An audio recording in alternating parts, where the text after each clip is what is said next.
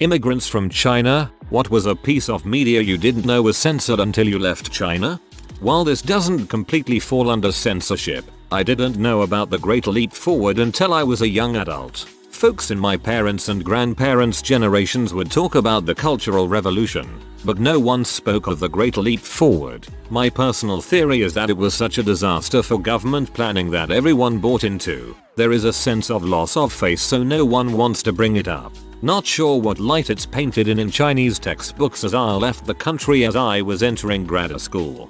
I went to the National Museum of China in Beijing. It has a few rooms of China's history in a timeline set up. I studied Chinese history for a semester at uni, so I had knowledge of what occurred during Mao Zedong's rule. They completely omitted 20 or so years of this history. It blew my mind that they essentially deleted a chunk of bad history and only kept the good stuff. My parents are from China, who are not Chinese. Mum told us that when the Korean Wars were happening, the CCP made her family donate their riches to help the cause in North Korea. It wasn't until they left China that they found out what a shithole North Korea was.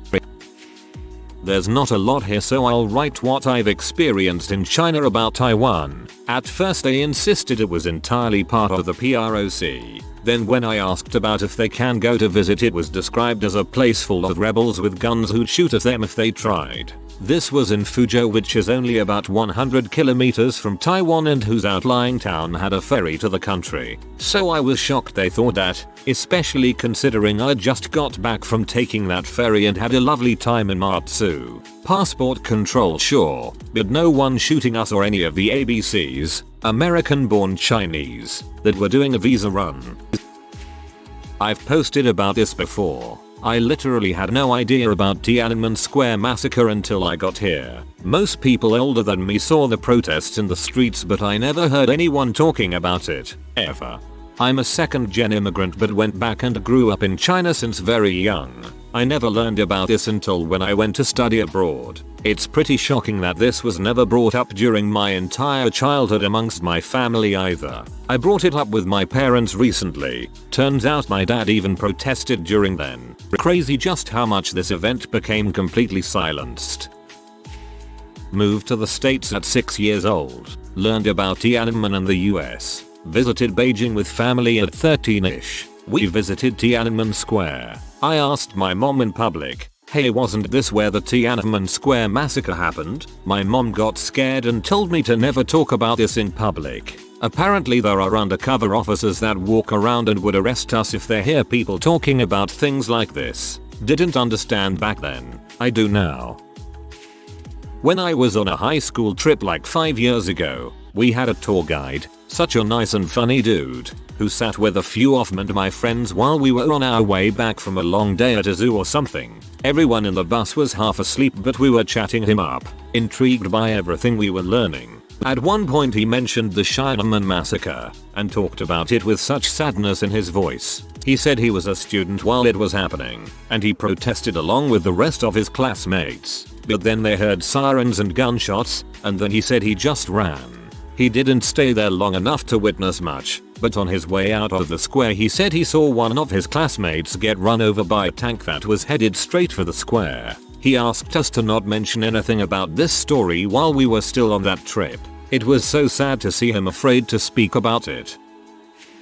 Obligatory not an immigrant, but I'm first generation born in Australia. All my relatives live in China, Hong Kong. I've never visited Hong Kong though, and often visit Shanghai to see my grandpa and uncle. Last time I went, I tried everything and it didn't work. Here's my list. Google. Surprisingly, Google Translate worked though. I had the app.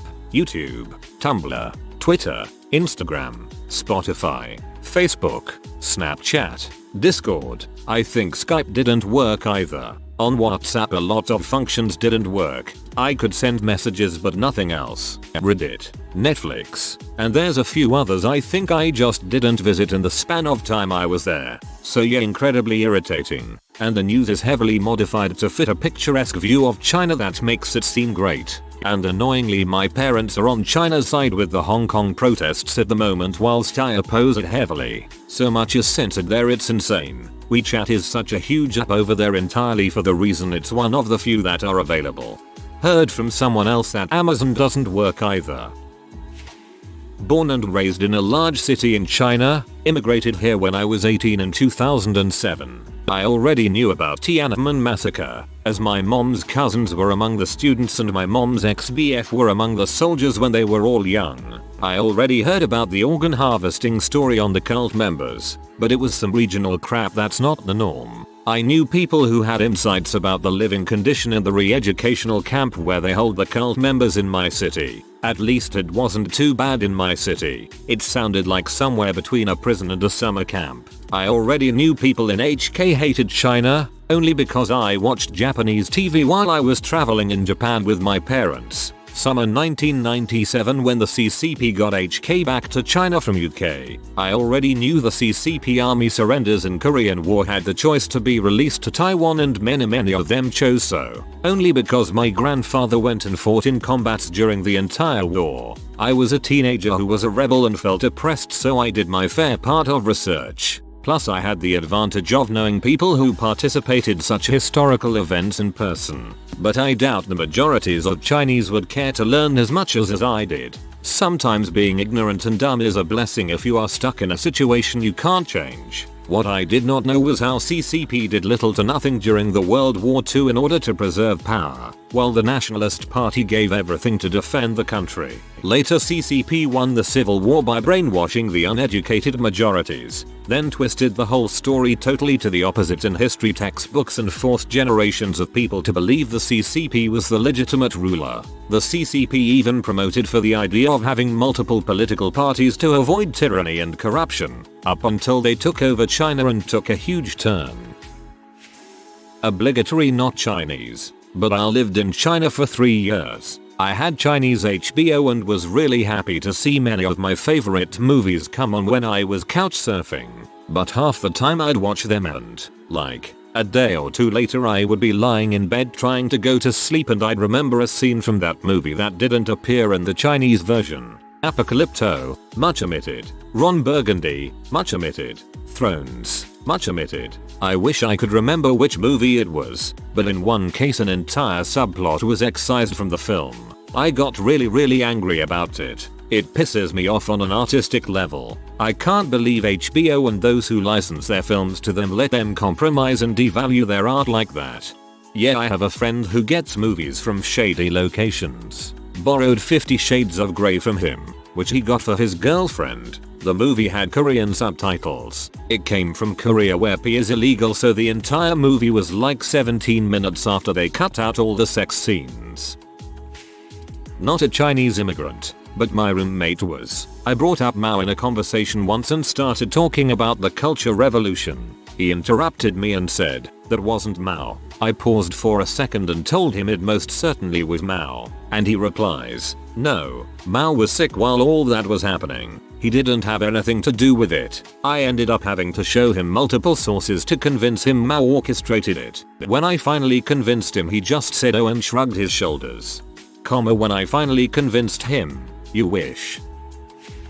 Chinese immigrant here. I moved to Canada starting at grade 3, so I guess there wasn't much to know to begin with. I learned about Tiananmen Square, Mao's escapades, etc. And when I went back to tell my friend about it, they revealed to me that they and almost every kid in China knows about it, but it doesn't do them very well to show it. As kids we weren't pumped with a lot of propaganda. It was a lot of love your family and be kind to elders. Your typical moral compass that I would get during my schooling in China. We gather at the field every Monday to watch the flag raise and sing the anthem and do some morning exercises. Eye exercises, and we clean, sweep and wipe our classrooms before we can leave school.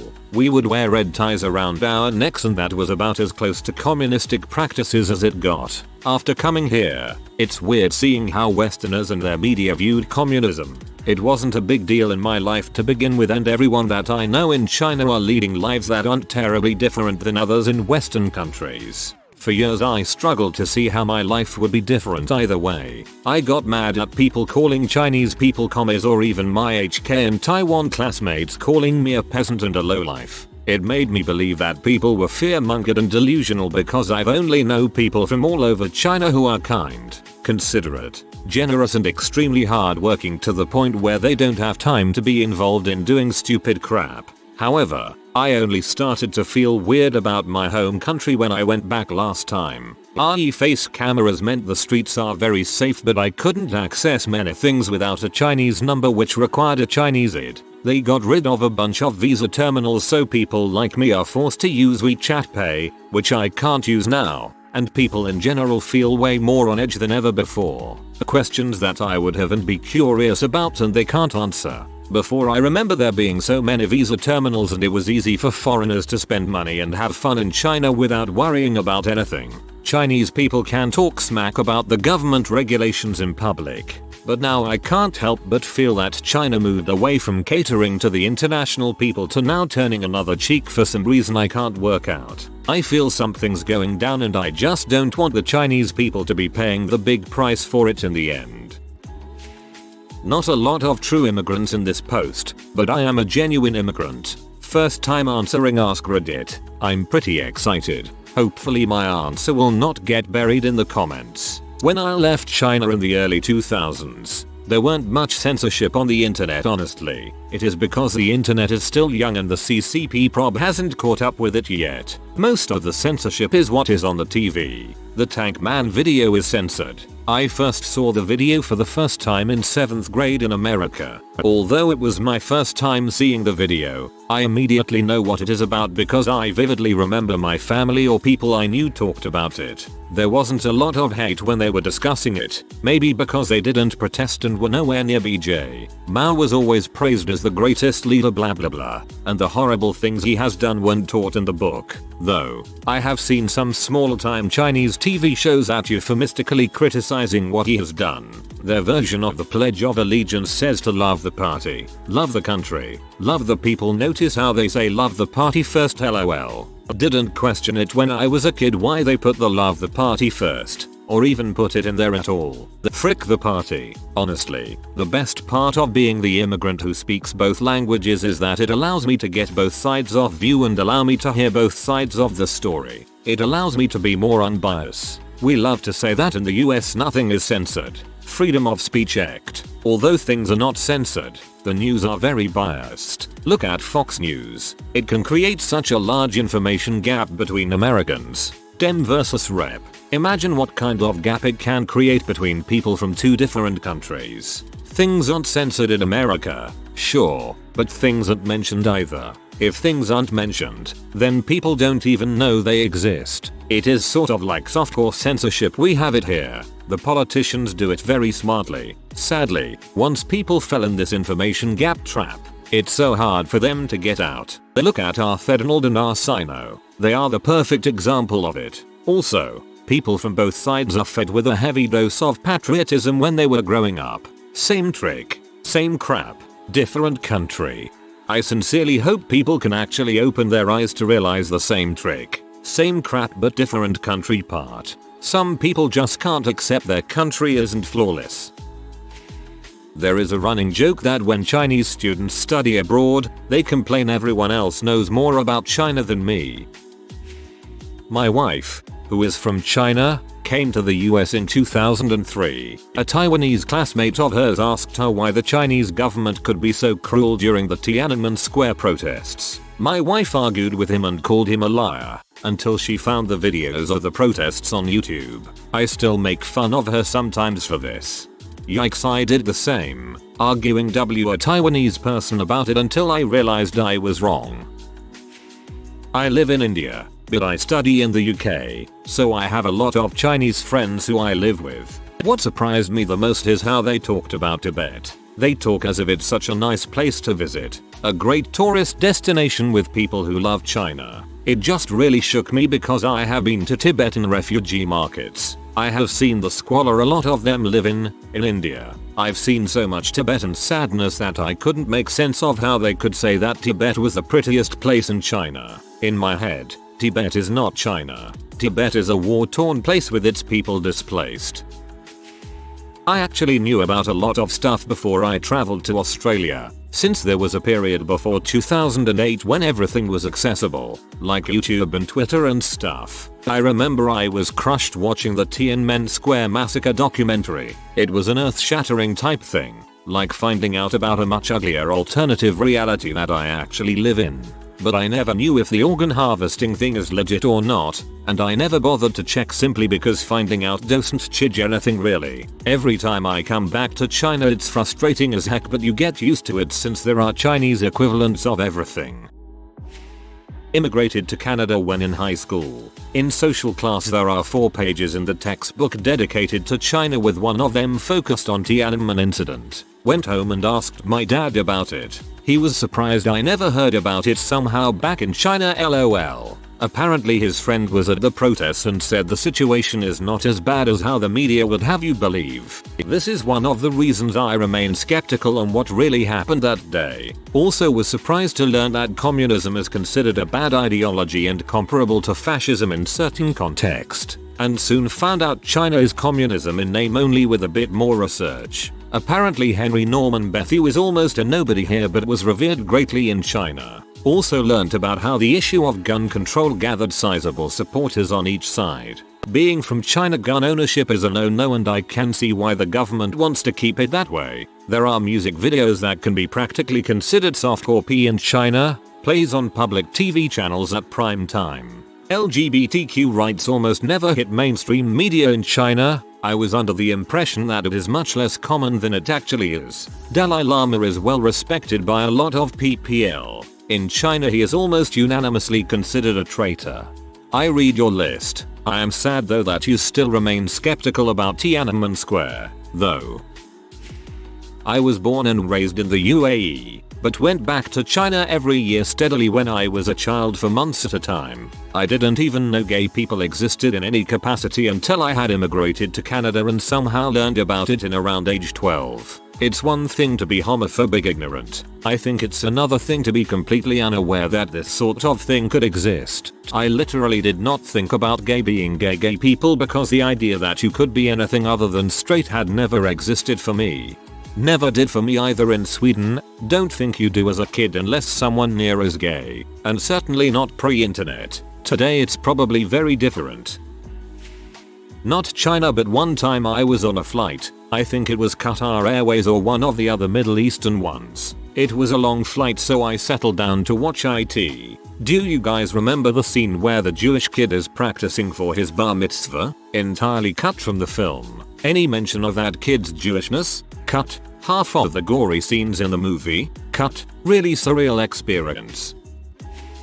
Immigrant here. Not everyone likes China and Western social media and games. That's about it though. My dad actually told me about Tiananmen Square. And hey, we're alive. But I was not too surprised by it. Was 10 at the time.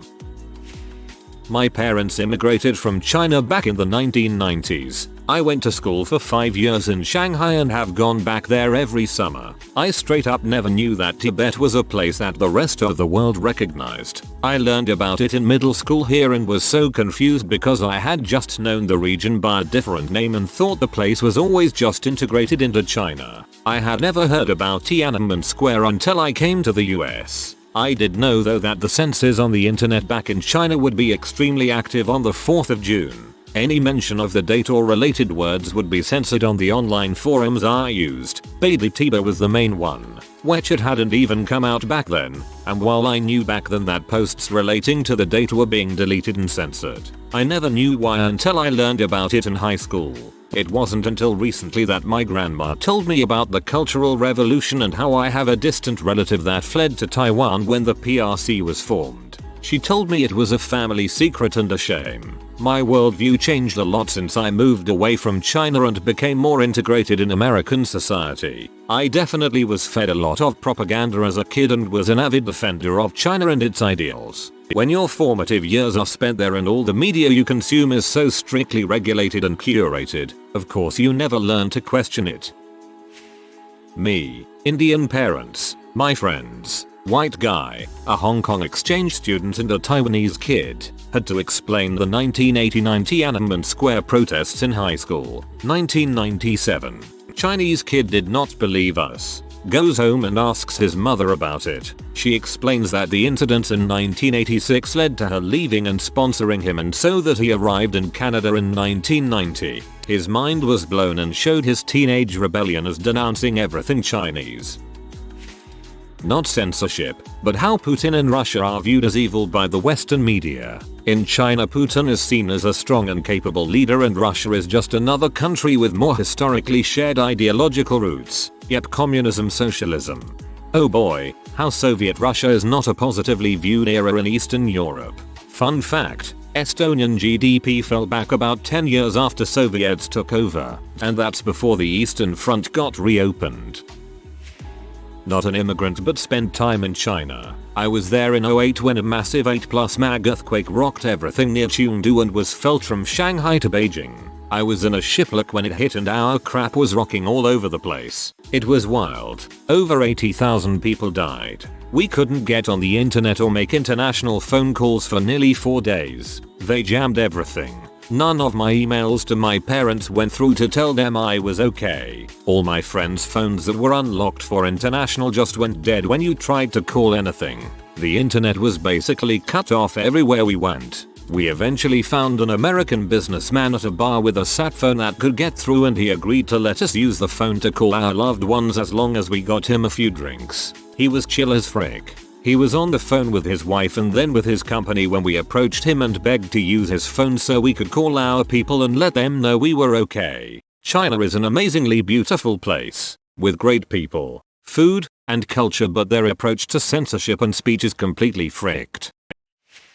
I'm a Taiwanese Canadian, but since Taiwan is technically the Republic of China, I grew up in Taiwan in the late 80s and early 90s. Elections were happening, and I remember these KMT, Nationalist Party who fled China after the Chinese Civil War, representatives coming to our school. They told us to convince our parents to vote for them, and gave out these pins with penguin wearing the KMT symbol on them. As a young impressionable kid, this bribe pretty got me to do their bidding. I remember growing up saying things like the KMT is the true party of Taiwan since they were the original party. My grandma, heavily against the KMT, told me I was brainwashed, but as a kid, brainwashing is being strapped to a chair and forced to watch spirals, which didn't happen to me, so I dismissed her claims. When I first moved to Canada, I had more to worry about than Taiwanese politics, so all of this got pushed to the back of my mind. It wasn't until university when I started to re-examine my cultural identity that I read up on Taiwanese history and discovered that the Taiwan was very different than what I saw.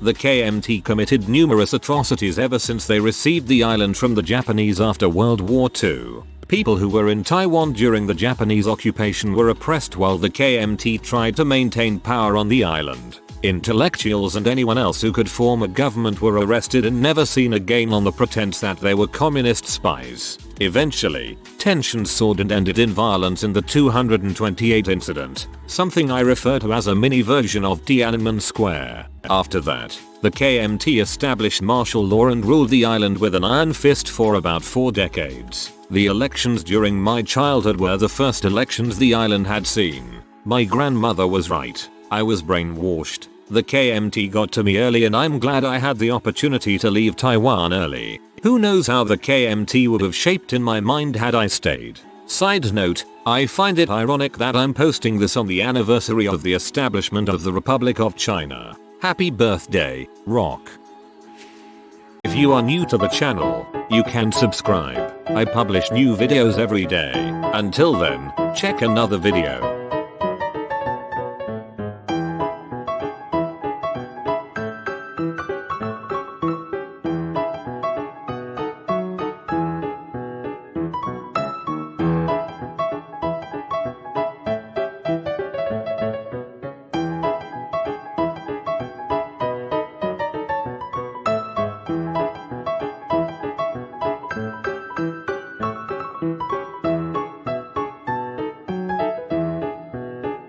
Bye for now.